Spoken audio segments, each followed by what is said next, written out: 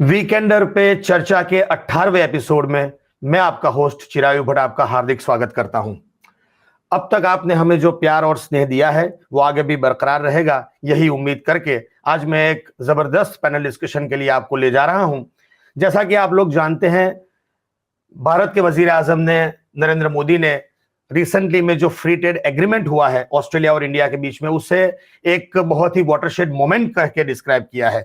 और इसके विभिन्न पहलुओं के बारे में डिस्कशन करने के लिए आज मैंने दावत दी है मिस तनुष्का शिवमंगल को। She is national vice chair of Australia India Business Council Limited. Tanushka, आपका हार्दिक स्वागत है। How are you? Very well, thank you.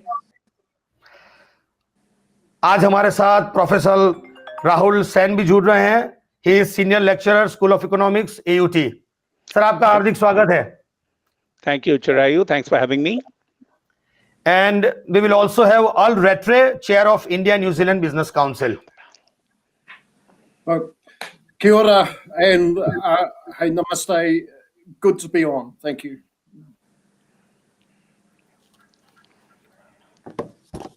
As we know, Indian Prime Minister has described the recently announced free trade agreement between Australia and New Zealand as a watershed moment. And we economists generally believe that free trade agreement is a very good thing. It increases and boosts trade of both the countries involved, bilateral free trade agreement. And apart from being a significant economic development, it is an important strategic development as well. But unfortunately, this is a very good news. But unfortunately, India and New Zealand haven't been able to snatch a deal of this caliber in spite of trying for the last 10 or 12 years. So to discuss all these important aspects, let's start our discussion. Al, can I start with you? Yeah, please.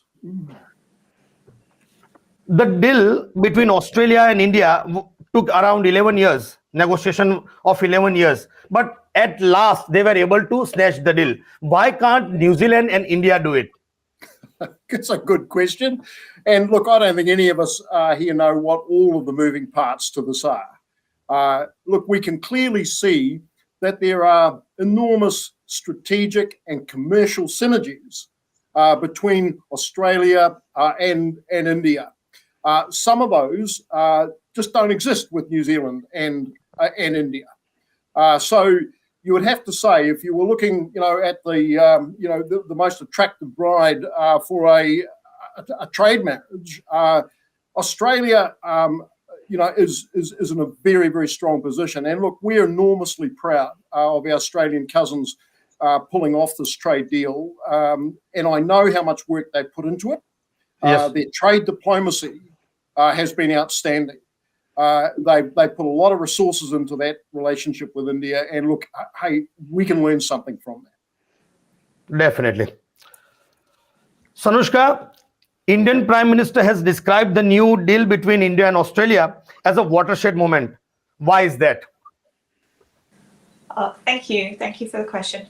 Look, it's a big deal. It means a lot to both Australia and India, not just in terms of the sheer trade potential and the economic incentives that form part of this free trade agreement, for want of a better expression, but I think it's also a representation of the depth now and the length of this relationship between the two countries that comes from the sense of friendship between the two prime ministers themselves, and then down to the links between our now very large diaspora in Australia and the Indian subcontinent. So it's an occasion that has been so widely celebrated in Australia in the last 10 days or so since this deal has been signed, and that, if anything, is I think a representation of how significant this is, not just because it's important from a dollar value perspective or regional, strategically, opportunistic perspective, but it is also because it truly reflects our people-to-people linkages and how those have developed over the last 10 years to bring this relationship to where it is today. Very nice. Rahul sir, a trade between the two countries is expected to grow from $36.7 billion to $60 billion. What are your comments on it? This is a significant number, sir. Yes, it is. And of course, thanks to Ravi for asking this question. The numbers obviously suggest that there's a huge potential for this agreement to boost India-Australia trade. And we would expect that it may well surpass that figure, actually, if the agreement is properly utilized and, businesses take good advantage of it. And there are two reasons for it. One, of course, is the tariff concessions that we see on the goods. And, as an economist, generally, it's important to understand that what does a tariff actually do? Tariff, when it is reduced, is basically going to help the final product being cheaper for consumers. So obviously, when tariffs are going to be eliminated for Indian products coming into Australia, they will be cheaper for Australian consumers. And of course, if they are intermediate imported inputs, they'll be cheaper for the use in the supply chain for Australian importers who are using them as imported intermediate inputs. And likewise for India. So clearly, there's a win-win here when tariffs are eliminated, and there are substantial tariff eliminations. 96.4% of Indian exports is expected to be tariff-free under this agreement. And that covers a huge amount of labor-intensive exports for India. So if you think about it, why I'm saying is that this potential is going to surpass the 60 billion. I think the figure is probably in Australian dollars, but in US dollars, I think the idea is to get that almost to $100 billion. We had Minister Piyush Goyal from India visiting Australia, and he has set a target actually of $100 billion out there. And the reasons for that is, one is the deal is pretty much linked to labor market outcomes, if you think about it. The tariff-free sectors that Australia is going to accord to Indian exporters is going to be looking at things like, leather, footwear, gems, jewelry, engineering, medical devices. So the huge range of products that's going to be now getting tariff-free into Australia. And that's only one part of the story. And again, let's also look at what Australian exporters are going to gain, because this has some important implications for New Zealand exporters. Which are those products? One, wool. 2.5% of tariffs is expected to be eliminated, a major product of exports from New Zealand to India. Second, wine. Current tariffs of 150% is expected to be reduced to at least about 100% for the cheaper wines, and about eventually actually to 50% over 10 years. And for the more expensive wines also, similar tariff eliminations is expected. There's going to be tariff elimination over avocados, nuts, berries. Again, some of those products which are in direct competition for New Zealand exporters to India. The other thing that is also important is this deal is actually allowing Indian importers to get cheaper raw materials and imported inputs, which is vital for their manufacturing. So you can think of it also as a very strategic initiative to overcome the supply chain risks. And India and Australia, of course, have been part of the supply chain risk initiative, as we know. And New Zealand, of course, has been nowhere there in this picture. And the benefits here are going to be for eliminated tariffs on coal, which is a very important energy input that goes into India, and also in other minerals such as aluminium and ores and zirconium and other stuff. So that's only one part of the story, which we were talking about, that whether we are going to achieve this. This is just goods. And then let's look at the services. That's again a very big part of this deal, and probably a very big reason why we see India also being very happy on this deal to be concluded. And what are those services restrictions here that have been relaxed? One is the relaxed visa norms. The most important thing is the recognition of qualifications for Indian doctors, nurses, yoga teachers, and others. So not only this is going to allow a freer movement of skilled professionals from India to Australia, again, something which New Zealand is looking forward to in terms of, lacking shortage of skilled migrants. And the other issue is, if you think about it holistically, what this service agreement is doing is actually Australia taking good advantage of India's demographic dividend, not just in the short term, but also for the long term.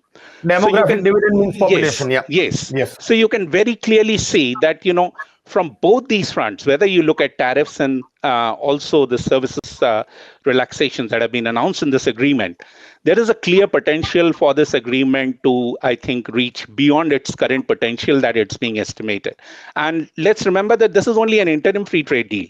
The final trade deal is going to be like in form of a comprehensive economic cooperation agreement, which will cover non-tariff barriers, which is expected to cover, sanitary, phytosanitary measures and other stuff like that. So it's going to be a comprehensive agreement. So from that perspective, I would say that, there's a good scope that this agreement could well reach beyond its potential of $60 billion that you are projecting. Very well explained, sir. Sanushka, what is Australia going to gain out of this deal? I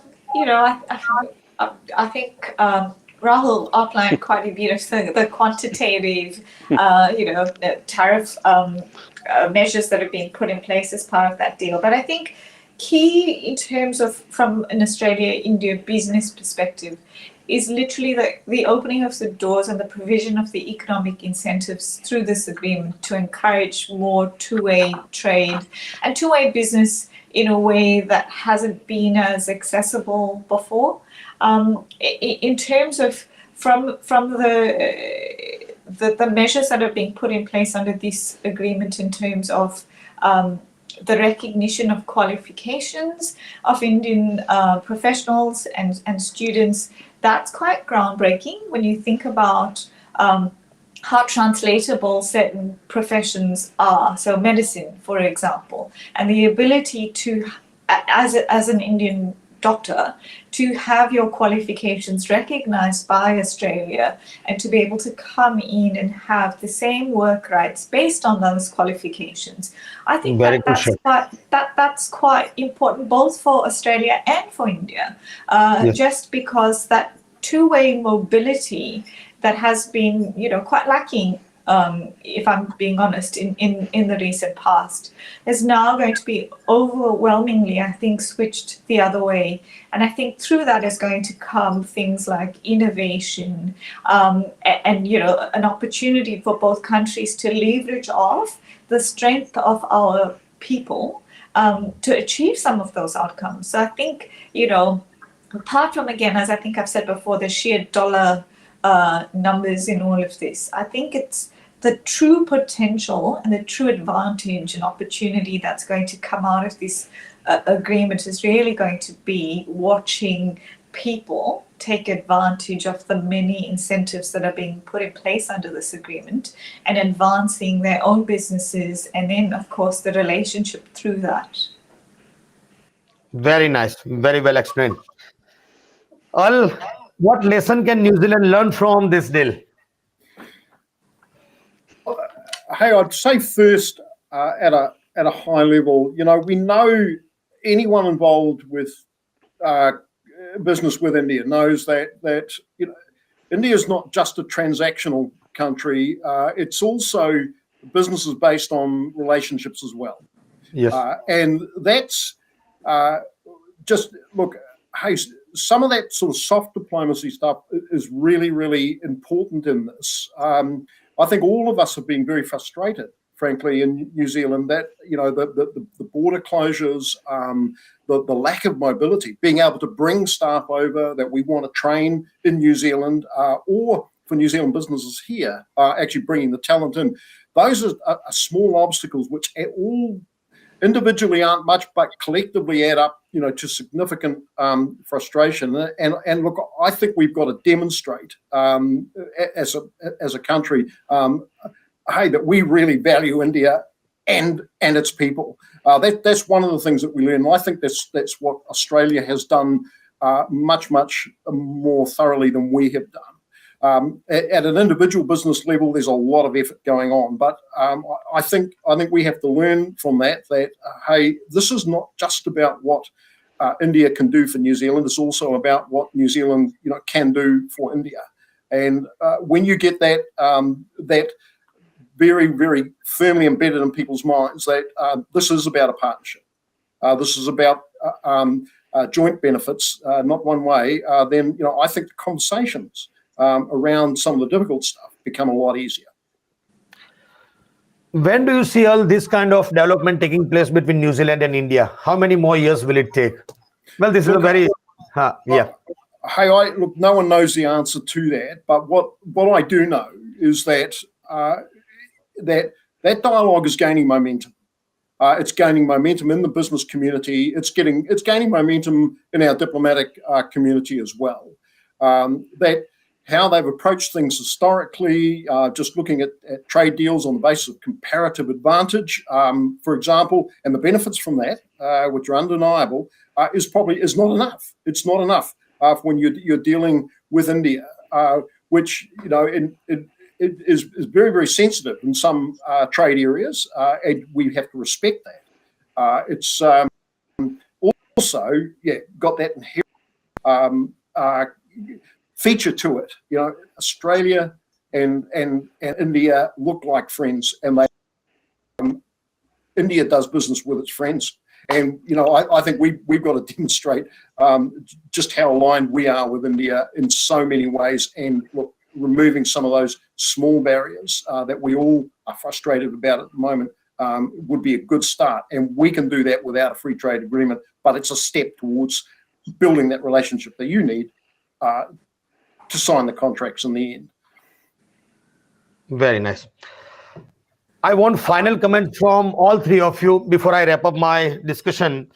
Somebody was telling me that Australia and India was able to sign this free trade agreement because Australia was willing to keep away its dairy from this deal, and New Zealand hasn't been able to do so. So what are your comments on it? And have there been any disadvantages as far as free trade agreement between Australia and India is concerned? Or comment from all three of you, please. Can I start with Rahul, sir, please? Yeah, I mean, the point that you were mentioning that, yes, of course, dairy has been excluded in the India ECT agreement. And many would say that, well, that's a good reason why New Zealand shouldn't be signing on to it. But then look at the range of gains that I just elucidated in my previous, discussion. It's not just about dairy. You have to look very holistically about the whole relationship, as Earl said. If you're able to build up a good business relationship, which expands into several sectors of manufacturing and services, some of the potential initial losses you might have when there is not enough confidence in the opening of the dairy sector might actually be overridden by some of the other gains that you get in the other sectors. And free trade agreements are not a static process. I am confident that once India and Australia actually start utilizing this agreement, and let me go a bit further, this could open the door for India to potentially think about getting into CPTPP, because India is negotiating with Canada. India is negotiating with UK, which is also thinking about joining the CPTPP. So I think from India's perspective, one of the most important things that we have to recognize, and this possibly has been misconstrued by some of the New Zealand policymakers when they saw India moving out of RCEP, that India is actually moving inward. But quite to the contrary, as we can see with the Atmanirbhar Bharat policies and the other incentives that India is giving, particularly production-linked incentives, there's a clear signal that if you are willing to partner with us as we grow in our development process, if you develop that relationship, you're most welcome to come here, develop that relationship, invest here, help us grow. I think that signal is pretty much clear from the Indian government, and this has been the cornerstone, if you think about it, of the Australia-India trade agreement as well. So I see no reason that New Zealand cannot think on an innovative way and actually take the ECT as a template to begin with, to think about, hey guys, can we achieve something here similar to ECTA by maybe offering the same kind of service concessions that Australia has offered to India, and then see what the Indian response is. Has New Zealand actually offered the similar kind of service concessions that Australia has offered? If it hasn't, then maybe it's a testing ground for them to check what happens.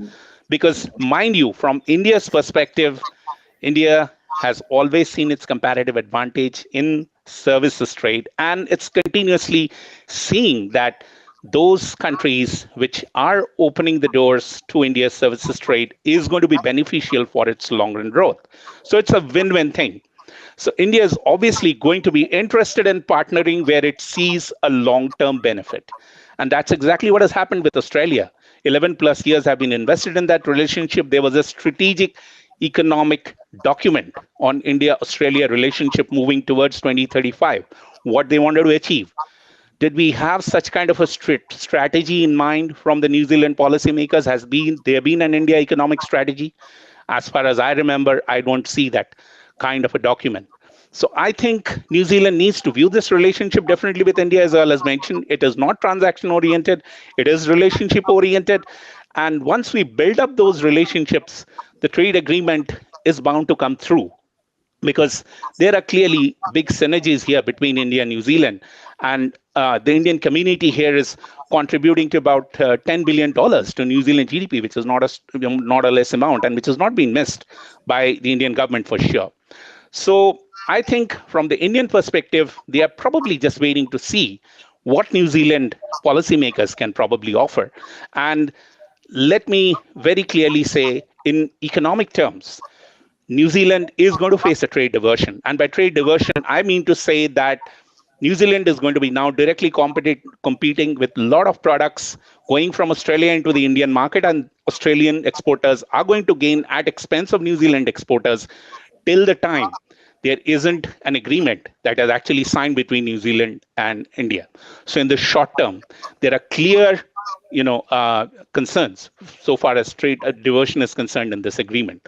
So I really don't think what could be the reason for New Zealand policymakers not to think out of the box and actually, make some substantial progress in the next few months. Because mind you, India-Australia final CECA agreement is expected to be signed by the end of this year. So already the vibes have been created with the ECTA, and this is going to, take a different direction. And I think New Zealand policymakers really need to recognize that earlier than later. Very good point. Sanushka, your final comments? Sure, thank you. And I think the only additional comment I'll make in respect of dairy, which I think was your initial question, was, it's been left out of this for, quite obvious reasons, but it's not, I wouldn't say it's something where we've all closed the door on that. Australia and India are cooperating to promote agricultural trade, as you would have seen from the many other concessions in the agricultural sector. But we'll also be working towards concluding an enhanced agricultural MOU, and that will be in the lead up to the SECA. So it's certainly high on the agenda, and there's certainly consideration that's being put into it from both sides. On the whole, I think, as concluding comments, I think we're very proud of where we've reached in Australia on this economic cooperation trade agreement, and we look forward to seeing the day when our brothers across the Tasman, our brothers and sisters across the Tasman, have the same agreement or arrangements in place. Thank you. Yeah. Al, what are your final comments? Okay, so with respect to dairy, anyway, in the first case, dairy has been an issue for all of New Zealand's free trade agreements. This is not the first one. And look, if we look at the history of that, dairy is New Zealand's single largest export segment or sector. We entered into free trade agreements with many countries where imported dairy has been a very sensitive issue to start off with. Yet, when you look at them, some of those countries have actually grown their domestic dairy industries. And what they've found over time is actually that, the threat of imports does not hold you back necessarily. Of course, they've been managed. All of them have. Even this most recent UK free trade agreement, they've got a long phase-in period for dairy. So, they were very conscious of the sensitivity of those markets, and it's exactly the same with Thailand, with Vietnam. They've got free trade agreements, but they were sensitive to how dairy would be included in those. But they didn't take dairy out of them. And taking dairy out of a conversation, taking it off the table for New Zealand would be like, going to India and saying, hey, take services off the table, please. we do need to think through a win-win way that you can have a comprehensive and high-quality free trade agreement, which means you're not cherry-picking, which means that you are recognising and respecting, the relative contributions that each sectors make in an economy. But you can do that in a way that does not damage your partners, your trading partners. And look, personally, I don't think New Zealand dairy is a threat to India at all. India is the biggest dairy producing nation in the world. We're one size and we already sell everything that we produce anyway. I think there's a lot of other value that we can add to India. It won't be a place of putting where we're just dumping skim milk powder in there, because that's just not going to happen. There isn't enough available. Both New Zealand and Australia's dairy supply is constrained anyway. So hey, I just can't see that we're a threat to them anyway. But part of that is something is missing in the narrative. Something's missing in the dialogue here that people still fear that New Zealand will be a threat. So hey, I'm not sure what's going on there, but look, I personally think that New Zealand does need to hang on to its principles around high quality and comprehensive agreements, but within that there is plenty of room to move, as our trade negotiators have demonstrated many times, without causing harm. But you've got to take a long-term view, and if you try and push people into a corner and tell them this is the way it's got to be, you deserve not to get anywhere. So I think our diplomats are listening, and they're taking a different approach to this, and they are embracing this concept. Hey, let's have a look and see what we can do for India, as well as what India can do for us in terms of a free trade agreement. And I think that's a key starting point. We've got to treat them with absolute and utter respect and be sensitive to their concerns. However, I think we've also got to use that space to be able to put our case that, hey, we are not a threat. We're a friend. So that's my comment. I could talk for hours on this, but I won't hold you up. Thank you so much, Sanushka ji, Rahul sir, Al. I thank you so much for your valuable time. और देवी और सज्जनों, हम आशा करते हैं कि इसी तरह से हमें भी खुशखबरी मिलेगी। इंडिया और न्यूजीलैंड भी कभी फ्री ट्रेड एग्रीमेंट साइन करेंगे, और अगले हफ्ते इसी तरह का कोई इंटरेस्टिंग टॉपिक लेकर आपके सामने हम फिर हाजिर होंगे। थैंक यू सो मच, धन्यवाद।